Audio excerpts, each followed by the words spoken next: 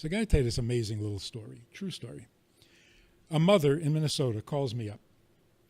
So her 14-year-old son attempted suicide. So now he's in the state hospital in the 6th floor, the psych ward. They're holding him there for 48 hours for observation. The place is dangerous. I thought, this poor kid must be scared out of his wits. I go into his room. He's lying back in his bed, reading a comic book or something, as if he were in camp. He hears the screaming. Doesn't bother him. Really jaded. I try to make some conversation with him. He's not interested. Doesn't even look up. I said, your mother asked me to come see you. She's worried about you. What should I tell her? So you doing okay? Can I tell her you're fine? I keep trying. He keeps shrugging me off. Finally, he says, why don't you go home? The chaplain has already been here. I said, what did the chaplain say? He says, something stupid. I said, really, what did the chaplain say that was stupid? Present chaplains excluded. He says, the chaplain said I shouldn't kill myself because God loves me. I said, that's stupid? He says, yeah. I said, I agree. I can't imagine God loves you. You're an obnoxious brat. He looked up. And he says, yeah? Like, what's your point? I said, God created you. Obviously, he needs you. There's something you can do for him that nobody else can. Otherwise, he wouldn't have created you. So I think he's stuck with you. I don't think he likes you. There's nothing to like. He says, well, what if I don't want to do what he created me for? I said, that's called freedom of choice. That's the choice you need to make. You want to fulfill the purpose for which you were created, or you don't want to. Say something. Take a position. Say yes, no, I want, I don't want. Conversation didn't go much further than that. But I learned something really, really amazing. The chaplain's answer was stupid. For a very simple reason. This kid tries to kill himself. What is he telling you? What is he saying to the world? I can't pay my mortgage? Why is he killing himself? He's 14. He tried to kill himself along with a friend. They made an activity out of it. Because he doesn't feel like he's necessary. So why not? What's the difference? Now the chaplain comes and says, no, don't kill yourself. God loves you. Do you hear what the chaplain is saying? He's saying, fine, you're not necessary. You really are not necessary. You're right. But don't kill yourself. God loves you. Wait a minute. If I'm not necessary, but you love me, that's why I should live? What am I, your pet? For a gerbil, that would work. Nobody needs a gerbil, but they're cute. That's what the chaplain was saying to him. You're not necessary, but God finds you cute. Hang around for his entertainment. Not a good deal for a human being. Conclusion of the story, we need to be needed much more than we need love. Which means very simply, I need to be important to you more than I need you to take care of me.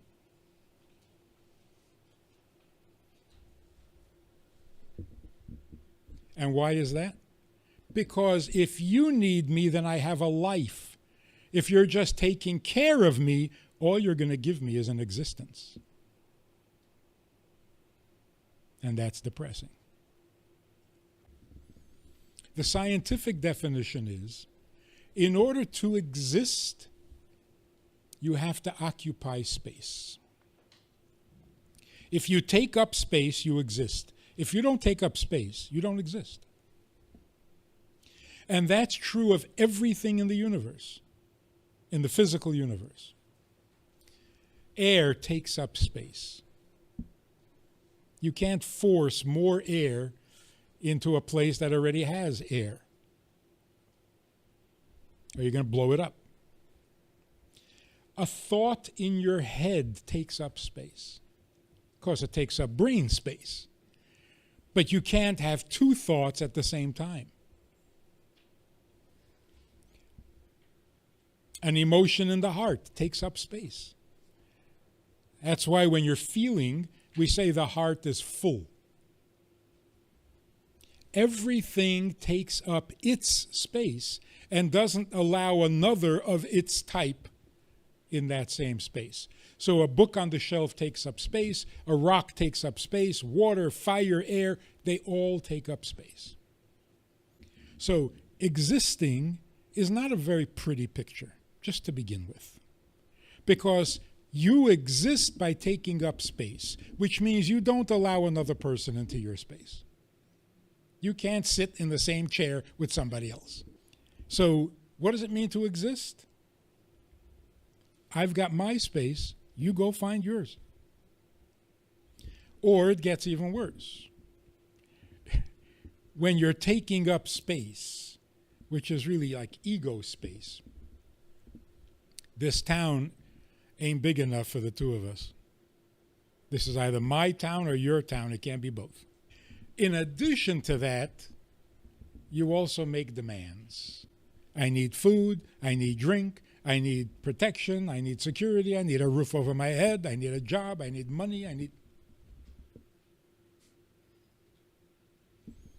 That's what it is to exist. Now, suppose you have your own place. You have your space. And you have food, and you have drink, and you have security, and you have a roof over your head, and you're comfortable. It's not too hot. It's not too cold. Perfect, right? What have you accomplished? Absolutely nothing, because tomorrow you're going to have to do it all over again. Tomorrow you're going to occupy space, you're going to need food, you're going to need drink, you're going to need... So all you accomplish when you succeed in existing is that you'll exist again tomorrow. And then the next day, and then the next day. Sometimes what is good for my existence is not good for my life. Like, for example, I was here before any of you walked into the room. I had the whole room to myself, which is a great existence. My space was unchallenged. Then you walk in, and you ruin my existence. Now only a fraction of this room is my space. So of course I hate you. Why wouldn't I? On the other hand, I'm really glad you came up, because talking to an empty room, you know, they take you away. It's not a life. So I love you for coming, because you really make my life a life. All right, I also hate you for ruining my existence. So now I'm a little conflicted. I don't know if I should love you more or hate you more. So when it comes to a clash of existing and living, what should my choice be? Of course, I should give up the existence and choose life. Now we'll understand. When we feel like we have an existence without a life, we can't take it. Existence without life is unbearable. Because to the human being, just to exist and take up space and demand food and drink, that's so depressing. which explains what depression is. What does it mean a person suddenly is depressed? And I'm not talking about hormonally or clinically, just in the mood. What happened? Well, you see, existing is by its very nature a little depressing. If you put a lot of energy into it, you worry about your existence, you fight for a better existence, you work towards a bigger existence, it gets heavier. And eventually it is so heavy, just existing crushes you. It's too heavy to carry. You can't get up, you can't get involved in a conversation, you can't answer a phone. It's too heavy. Your existence crushes you. So to put it in simple, familiar terms, if you think every song is about you, you're taking up way too much space. You have to occupy every song. If anybody is singing about anything, it's got to be about you. Whoa, too much. You're headed for a depression. If every conversation going on in the room is probably about you, you're taking up too much space. Rein it in. See, this explains what humility is. What's humility? You know, it's really nice to be humble. Really? What about having a good self-image? So a person says, I'm worthless, I'm nothing, I'm stupid, I'm a klutz, can't do anything right, got two left hands, whatever. Oh, wow, that's so humble. Yeah, but what's good about that? And yet, humility is probably the greatest virtue that there is. But now we'll understand it. Humility means I am not proud of my existence, because what's there to be proud of? I take up space better than someone else? There's nothing to be proud of. So if you find yourself proud of your own existence, humble it. It's silly, it's foolish, it's depressing, it's embarrassing. But nobody ever suggested that you humble life. Life, what you can do, the contribution you can make, there's nothing humble about that. That's magnificent. And even a moment of life is magnificent.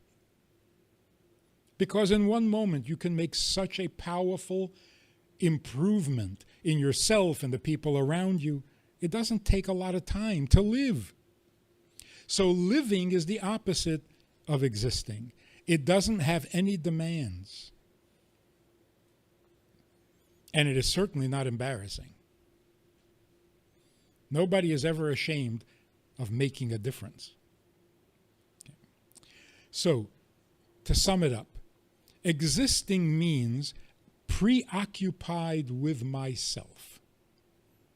I have needs, I have demands, I have appetites, gotta have what I need. Life is the opposite. Life means, who needs me? What am I needed for? What difference can I make in your life or to God? That is basically the essence of the course.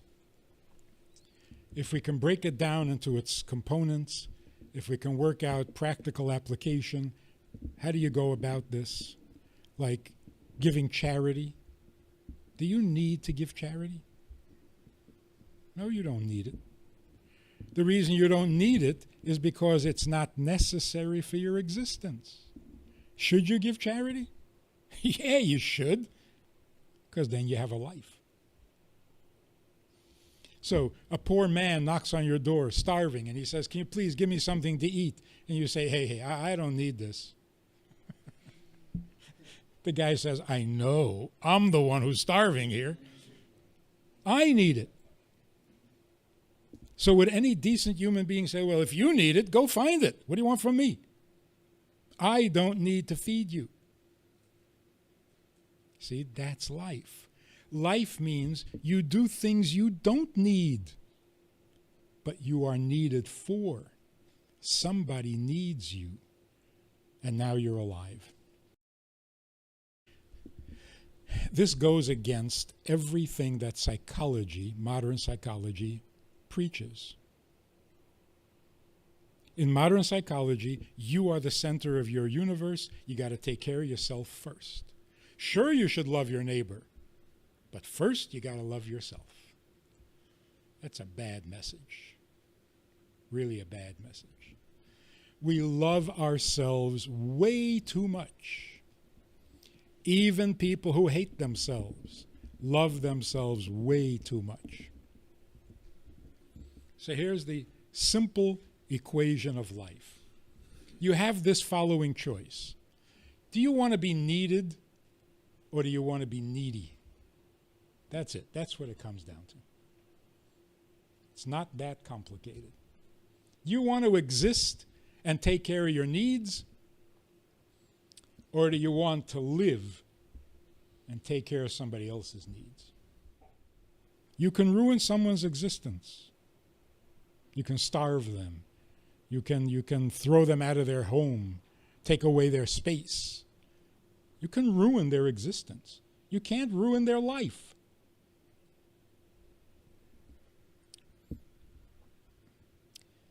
No matter where you are, no matter how bad your existence is, you can make a difference. You can be needed. In fact, you are needed. There's a story in the Bible. Joseph was in the pit. He had been falsely accused. He was sold into slavery. He was abused. But he sees two other guys who don't look as happy as yesterday, which is kind of hard to tell when people are in a dungeon. But for some reason, they looked unhappier than they did yesterday. So he asked them, what's the problem? And he solved their problem for them. That's called having a life even when your existence is miserable. See, we don't kill people who have miserable existences. We don't kill people who are handicapped. Their existence is handicapped, not their life. Some people, handicapped, unable to move, accomplish more than the athletes because they have a life. So when we make the mistake of confusing existing and living, we get ourselves into trouble. So going back to the first question, why are we always asking, why am I here? What is the purpose of life? The reason we're not getting an answer is because we confuse the question.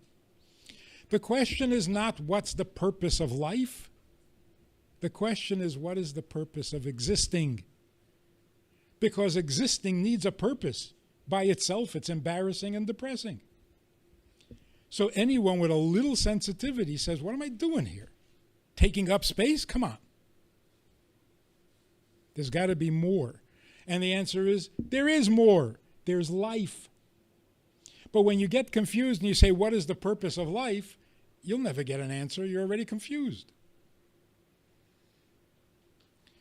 What is the purpose of existing?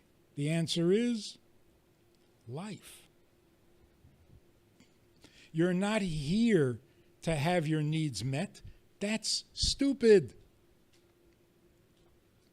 God creates me with the need to eat, so now I got to eat. That's it. Why would God do that? And why would I hang around for this?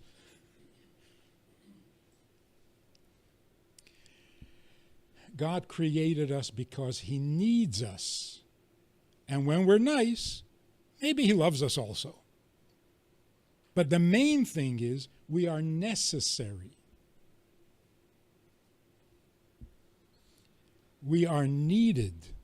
And when you feel needed, you don't feel so needy. That is the secret to life. Maybe when your existence is not so good, it actually forces you to live. That's the silver lining. So if you find yourself in a condition and in a place where your existence is really limited and confined, you almost have no choice but to live. And when you live, the existence is not so bad. It's worth it. Partner with Rabbi Friedman. Visit itsgoodtoknow.org/support.